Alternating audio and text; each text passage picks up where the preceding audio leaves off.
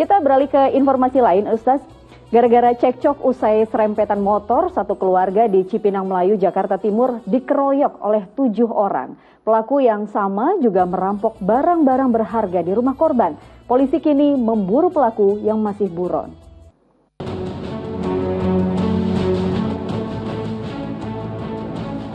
Hari pergantian tahun baru menorehkan peristiwa yang tak ingin diingat sebuah keluarga di Cipinang Melayu, Jakarta Timur.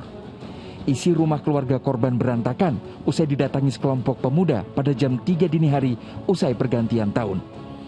Kala itu, TS dan 5 anggota keluarganya dianiaya sejumlah pria. Trauma dianiaya, TS dan keluarganya berupaya menyelamatkan diri hingga keluar kota. Belum selesai sakit karena luka penganiayaan, pelaku yang diduga sama bahkan merampok barang berharga di rumah korban. Awalnya saya lihat anaknya diketekin. Itu di mana? Di rumah? Di rumah. Iya, terus? Kalau ada 20 orang. Terus?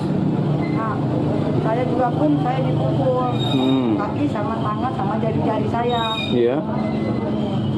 Itu gara-gara apa sih biasanya? Salah paham. Dari laporan korban, polisi menggelar penyelidikan dan memeriksa sejumlah saksi. Hasilnya 3 tersangka penganiayaan disertai perampokan ditangkap polisi. 2 diantaranya berstatus bapak dan anak yang kesal karena cekcok mulut usai bersenggolan motor di depan rumah korban. Ada cekcok di depan rumah korban. Dan kemudian setelah cekcok, pelaku kembali membawa teman-temannya langsung mengeroyok satu keluarga di rumah tersebut.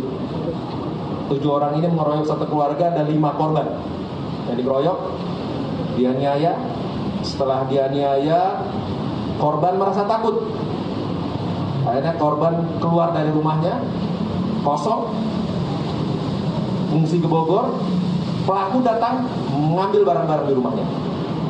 Jadi berapa pasal sudah dilakukan oleh para tersangka ini.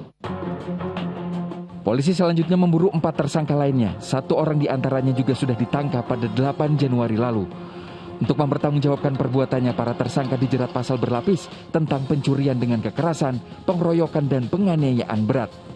Jika terbukti melakukan pidana, tersangka diancam hukuman maksimal 12 tahun penjara. Tim Liputan melaporkan. Astagfirullahaladzim, hanya karena cekcok di jalan, pelaku tega menganiaya korban beserta keluarganya hingga menguras harta benda mereka. Ustaz, tadi dikatakan bahwa korban akhirnya mengungsi ke tempat lain karena takut pelaku akan kembali. Dan ternyata pelaku benar-benar datang lagi dan kemudian menguras harta korban. Yang ingin saya tanyakan, Ustaz, apakah hal-hal tersebut di atas bisa dikatakan sebagai sebuah penindasan terhadap yang lemah? Ya, terima kasih Mbak Pratiwi. Betul sekali, saya kira itu tindakan terhadap orang yang lemah, itu penindasan itu yang begitu. Karena jelas sekali, katakanlah ini umpamanya siapa tadi korban yang perempuan itu benar bersalah, katakanlah benar bersalah gitu. Karena ini ranahnya hukum kepolisian ya. Kalaupun benar salah, cara penyelesaiannya juga kan tidak begitu. Tidak dengan merampok rumahnya, apa salahnya, apa urusannya harta si korban itu sampai harus dirampok? Kan kesalahannya cuma sedikit tadi, cuma soal senggolan motor saja. Nah, ini tindakan ini menurut saya sudah berlebihan dan tentu sekali lagi hampir sama dengan tema yang sebelumnya ya, soal tindakan yang berlebihan itu dilarang. Jadi kalau memang masalahnya hanya senggolan motor, ya selesaikanlah sampai batas senggolan motor itu saja. Jangan kemudian rumahnya dijarah, nanti kemudian mungkin motornya dicuri, apanya, nggak bisa, itu berlebihan. Sama sekali Allah tidak menyukai hal yang semacam itu. Nah, untuk menghindari, saya ingin mengajak gitu ya, untuk menghindari hal-hal yang semacam itu sebenarnya agama sudah memberi jalan keluar ya, petunjuk, bukan jalan keluar, petunjuk supaya itu tidak terjadi. Apa itu?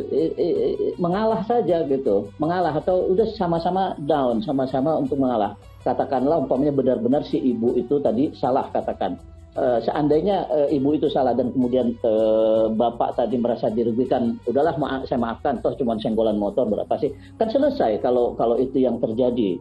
Nah, tapi rupanya pihak yang bergerombol tadi, mengeroyok tadi itu mengambil jalan lain yang saya kira ini sudah jauh sekali dari persoalan, sudah lari dari persoalan yang sebenarnya. Sering kan kita lihat juga kasus-kasus di jalan tol yang senggolan ketika mau masuk tap membayar tol, itu kan penyebabnya hanya satu, tidak ada yang mau mengalah gitu. Dua-duanya merasa benar, akhirnya senggolan. Coba kalau satu mengalah saja, selesai. Nah, sekarang tiba saatnya bagi kita untuk mengalah dalam keadaan-keadaan seperti itu. Mengalah tidak berarti kalah gitu. Jadi umpamanya kita menemukan kasus yang sama seperti ini, senggolan motor, dan kita udah benar, lalu ada orang lain yang memang salah, ya saya kira kalau persoalannya tidak sampai serius-serius amat, mengalah jauh lebih baik daripada kemudian kita sampai melakukan tindakan-tindakan yang merugikan, bahkan sudah keluar batas. Yang tadi itu saya berani mengatakan memang sudah keluar batas agama, karena persoalannya hanya senggolan motor, tapi kemudian tindakan yang dilakukan berkeroyok, bahkan mengajak orang lain, itu kan sudah ada niat jahat kalau seperti itu. Itu secara agama tidak benar. Bahwa sekali lagi ya, bahwa umpamanya saya orang yang dirugikan ingin minta pertanggungjawaban dari orang yang merugikan saya, itu dibenarkan juga secara agama. Tapi kan agama juga memberi catatan, jika kamu memaafkan jauh lebih baik gitu. Jadi ada ayat Al-Qur'an nih Mbak Pratiwi ya, yang menyebutkan jika kamu dilakukan secara keras oleh orang lain, diserang oleh orang lain, kamu boleh menyerang seperti halnya mereka menyerang kamu. Artinya kamu boleh melawan. Tapi kemudian ayat Al-Quran juga memberi catatan, kalau kamu memaafkan itu dan kamu bersabar, itu jauh lebih baik buat kamu. Nah sekarang kita tinggal pilih, kita mau menuntut hak kita, atau kita sudah memaafkan saja. Al-Quran mengatakan kalau kita memaafkan itu jauh lebih baik. Saya kira mudah-mudahan kita bisa memilih untuk memaafkan saja. Kalaupun di dunia kita merasa dirugikan, di akhirat pasti kita yang untung karena kita yang memaafkan, dan kita pasti mendapat pahala yang lebih besar. Saya kira itu aja intinya, salah satu kuncinya, Mbak Pratiwi ya. Ya, tapi kadang memaafkan itu juga menjadi sesuatu yang sulit dilakukan sebagai kita umat manusia biasa ya Ustaz ya. Bagaimana supaya kita legowo gitu Ustaz, biar bisa memaafkan seseorang? Memang tidak mudah kita lakukan. Tapi sekarang coba kita berpikir, apakah kita tidak pernah melakukan kesalahan terhadap orang lain? Gitu. Apakah kita tidak pernah umpamanya menyenggol orang lain tanpa kita sengaja, dan orang lain terus juga pernah memaafkan kita? Gitu. Atau kasus-kasus lain yang tidak harus sama senggolan motor seperti itu ya. Saya kira hampir semua kita dalam kehidupan sehari-hari pernah merasakan hal seperti itu, pernah dirugikan dan mungkin juga pernah merugikan orang lain tanpa kita sengaja. Nah coba kita renungkan, ketika kita melakukan merugikan orang lain, yang kemudian orang lain itu memaafkan kita, kan betapa senangnya kita yang seharusnya kita dihukum atau dituntut, ternyata kita tidak dituntut. Nah kenapa nggak itu yang kita lakukan sekarang kepada orang lain gitu? Atau kalaupun kita mungkin belum pernah mengalami hal yang semacam itu, sudahlah kita ingat saja bahwa pahala yang disediakan oleh Allah bagi orang yang memaafkan, orang yang bersabar itu jauh lebih besar daripada keuntungan yang kita dapat kalau kita menuntut orang itu. Cobalah katakan, kita tuntut orang itu umpamanya sampai masuk ke penjara. Untung kita apa sih? Gitu. Atau kita tuntut dia membayar umpamanya senilai kerusakan senggolan motor. Habis itu apa? Secara batin kita nggak untung banyak, kita untungnya materi. Nah justru yang mendatangkan keuntungan, ketenangan batin, kepuasan batin itu adalah ketika kita bisa memaafkan kesalahan orang lain. Saya kira begitu.